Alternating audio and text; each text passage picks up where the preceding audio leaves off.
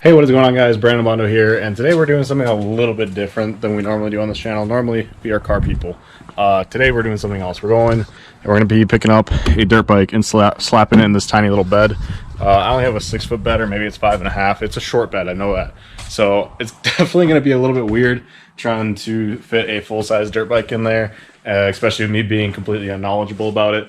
And I just gave away what we're doing. We're going and looking at a dirt bike. There's a guy selling one for 500 bucks. It's a Honda XL250 from like 1982 or something like that. And as far as I'm aware, Hondas always go for like $1,000+ no matter their condition, and it looks to be in pretty good condition. The guy says it has a leaky carb, not a big deal, something pretty easy to fix, and a whole new carb is only like 50 bucks shipped. So I'm going to get it right now because it seems like a really good deal, and I've been looking at getting dirt bikes. Anyway, I was going to spend like 800 bucks on an SSR, but 500 bucks for a Honda is a pretty dang good deal, because last time I checked, in my area at least, Hondas normally don't go for less than 15, and like $1,000 is bare minimum, like if something's terribly wrong with it. But yeah, so it's a pretty good deal. I'm going to go pick it up. Like I said, guys, selling it for 500 bucks. We're going to see what condition it's in. More than likely come back with it, so I'll see you guys when we get back. All right, so we're back. It's the next day now because it was a little bit too late last night. We didn't get back until like 11 or 11:30 or something like that. So I mean, it was pretty late. I didn't feel like filming anything. It was too dark anyway, so it's the next day. Anyways, point is, we are back. We got the bike. It was a Honda XL250. So hard to see with that light there, so we'll come to this side.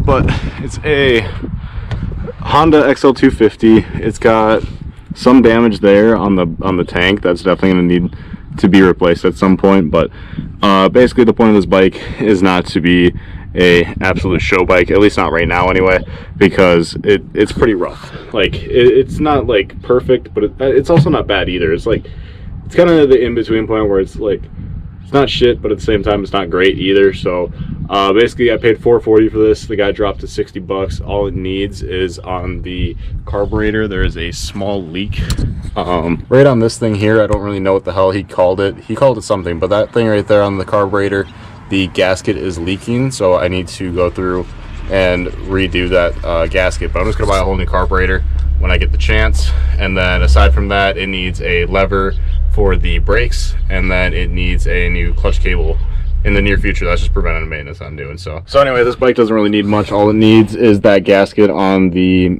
carburetor itself. He said that I believe he calls it a perch. I'm not no, not a perch. What do you call it? Some kind of valve. I don't know. That valve might need to be replaced as well. But aside from that, the bike is really not bad. It runs, it drives. The only thing it really needs to get moving is a brake lever. With the brake lever, I can at least drive it then. It came with everything that it needs to get put back together too, because it's missing like the headlight and everything. But he gave me all that stuff. He gave me turn signals, brake light, headlight, gave me the back piece and everything. So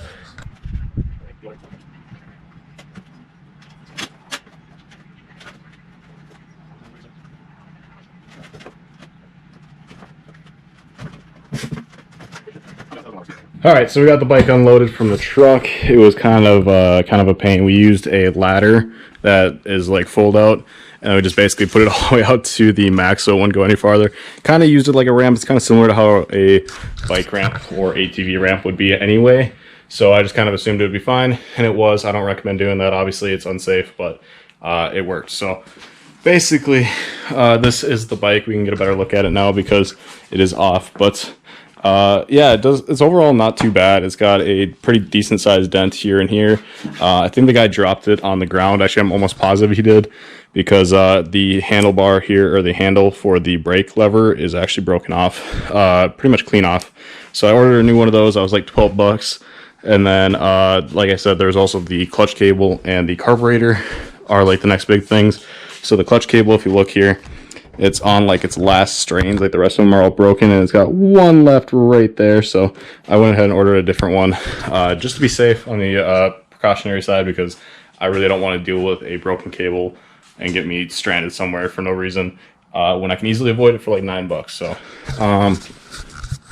next thing is this carburetor here. It leaks.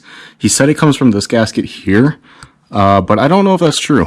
I don't know if it's actually the carburetor that's leaking or if it's something else, because from the looks of it, it's pretty dry right here, and it was leaking last night on the truck, so I'm not entirely sure exactly where it is leaking at. I very clearly see a leak right here.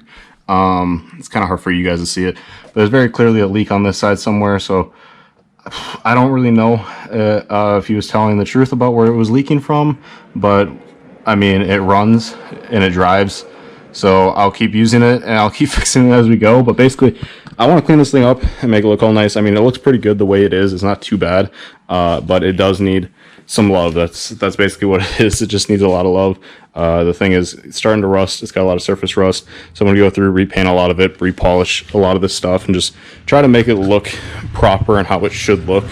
And just overall, I want to try and make this thing nice. He did tell me that the tach works on it, and he says it does, that it is accurate, and that he told me that these are the true miles and that it's never been rebuilt before. So according to him, it is at 19,000 miles and 19,055 miles.